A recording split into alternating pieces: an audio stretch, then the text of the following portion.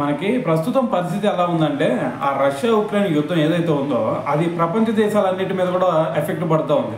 ఎందుకంటే ఇప్పుడు మనం పరిస్థితి చూడండి. ఇప్పుడు మనకి మొన్నటి వరకు అమెరికాకి మనకి చాలా మంచి సంబంధాలు ఉండే. కానీ ఇప్పుడు ఇటువంటి దారుణమైన పరిస్థితులు ఏర్పడటానికి కారణం ఏంది? ఆ ఉక్రెయిన్ రష్యా యుద్ధమే కదా. ఎందుకంటే ఒక పక్కన చూస్తేనేమో మనం రష్యా నుంచి ఆయిల్ కొనుక్కుంటున్నాము. సో ఆయిల్ కొనుక్కోవడం వల్ల ఏమవుతుంది, వాళ్ళు ఆర్థికంగా పెరుగుతున్నారు. ఇటువైపు ఇది యూఎస్ఏ చూస్తుంటే ఉక్రెయిన్కి సపోర్ట్ చేస్తూ ఉంది. మరి వాళ్ళకి ఎంత పుషప్ చేసినా సరే వీళ్ళు ఆర్థికంగా బలంగా ఉన్నారు కాబట్టి సో ఏం చేయలేరు ఇక.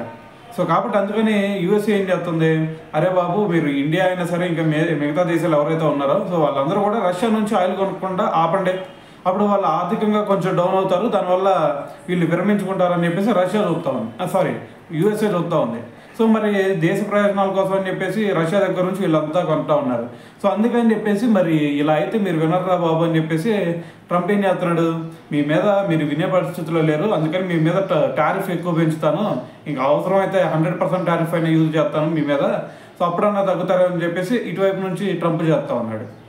సో మరి ఇదంతా చూసి మరి మన ఇండియన్ సంస్థలే లైక్ బీపీసీఎల్, హెచ్పీసీఎల్ ఇవి కూడా అంతకుముందు రష్యా నుంచి ఆర్డర్లు పెట్టి ఇది ఆయిల్ కావాలని చెప్పేసి, కానీ ఇప్పుడు రష్యా నుంచి కాకుండా అబుదాబి నుంచి మరి ఆర్డర్లు పెట్టారని చెప్పేసి ఒక న్యూస్ అయితే వస్తూ ఉందన్నమాట. అయితే ఇది అఫీషియల్గా అయితే మనకి కేంద్ర ప్రభుత్వం కానీ లేదంటే ఆ సంస్థలు కానీ అనౌన్స్ చేసింది లేదు.